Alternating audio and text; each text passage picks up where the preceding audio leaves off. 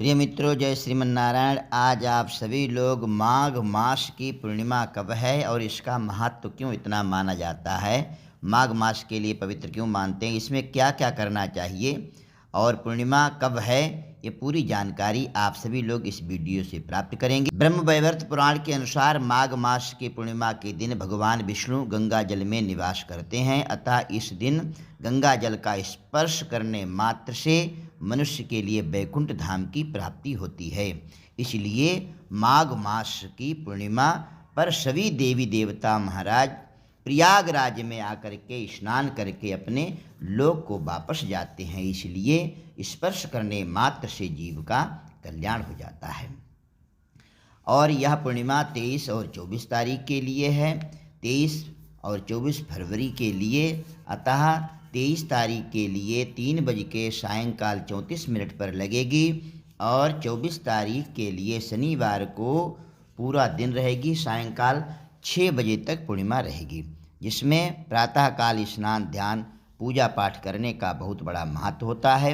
यज्ञ की समाप्ति करते हैं, तिल का दान करते हैं, होम करते हैं, यज्ञ करते हैं और ब्राह्मण भोजन कराते हैं। 24 फरवरी शनिवार को माघ महीने की पूर्णिमा है। तिथि को पुराणों में कल्पवास की पूर्णता का पर्व माना गया है। इस पूर्णिमा पर गंगा स्नान करने का विधान है। इस दिन गंगा स्नान करके कल्पवासी अपने 1 माह की तपस्या करके घर में लौटते हैं।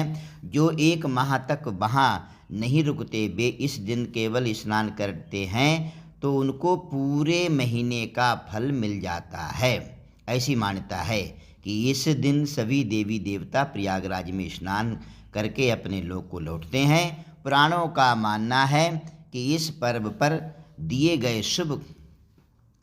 शुभ दान और कर्मों का अक्षय पुण्य फल प्राप्त होता है। इसके अलावा माघ पूर्णिमा के दिन संत रविदास जयंती भी मनाई जाती है। इस दिन बाघ देवी यानी सरस्वती के स्वरूपा ललिता महाविद्या की भी जयंती होती है। पद्म पुराण के अनुसार 1 मास में जप तप दान से भगवान विष्णु उतने प्रसन्न नहीं होते जितने माघ मास में गंगा स्नान करने से होते हैं। ब्रह्म वैवर्त पुराण के अनुसार माघ पूर्णिमा के दिन भगवान विष्णु गंगा जल में निवास करते हैं, अतः इस दिन गंगा जल का स्पर्श मात्र भी मनुष्य के लिए वैकुंठ धाम की प्राप्ति करा देता है। मत्स्य पुराण में वर्णन आया है कि माघ महीने में या माघ पूर्णिमा के दिन गंगा यमुना सरस्वती के संगम में सरजू इत्यादि जो पुण्य सलिला नदियां हैं उसमें स्नान करने से 10 तीर्थों के साथ 1000 कोटि तप का पुण्य प्राप्त होता है। इस दिन गंगा आदि सहित अन्य पवित्र नदियों में स्नान करके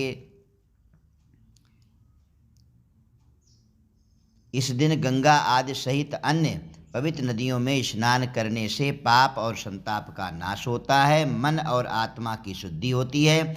इस दिन दिया गया दान समस्त रोगों को नष्ट कर देता है, दैविक भौतिक कष्टों से मुक्ति दिलाता है। स्नान और दान के वक्त ओम नमो भगवते वासुदेवाय का मानसिक जप करते हैं तो बड़ा ही शुभदायक होता है। स्नान के बाद में पात्र में काले तिल भर करके साथ में शीत निवारक वस्त्र दान करने से धन और वंश की वृद्धि होती है। इस दिन पितरों को तर्पण करना चाहिए और पितरों के निमित्त तिल जो दान करता है या जो अन्य वस्तुएं दान करता है उनके पितृ वैकुंठ धाम की प्राप्ति करते हैं। माघ मास में वैज्ञानिक दृष्टि से आप देखेंगे तो सिर्फ शास्त्रों में ही नहीं बल्कि वैज्ञानिकों ने भी माना है कि माघ के महीने में ऋतु परिवर्तन होती है, इसीलिए नदी के जल में स्नान और सूर्य को अर्घ्य प्रदान करने से रोगों से मुक्ति मिलती है। दूसरा कारण चंद्रमा का संबंध मन से होने के कारण यह भी व्रत बड़ा पवित्र माना गया है और चित्त की शांति के लिए किया जाता है। इससे जीवन में सकारात्मक ऊर्जा का संचार होता है और आध्यात्मिकता का विकास होता है। इसलिए यह माघ मास की पुण्य अति पवित्र है। इसमें अवश्य स्नान जप तप पूजा होम यज्ञ इत्यादि करने चाहिए। बोलिए लक्ष्मी नारायण भगवान की जय।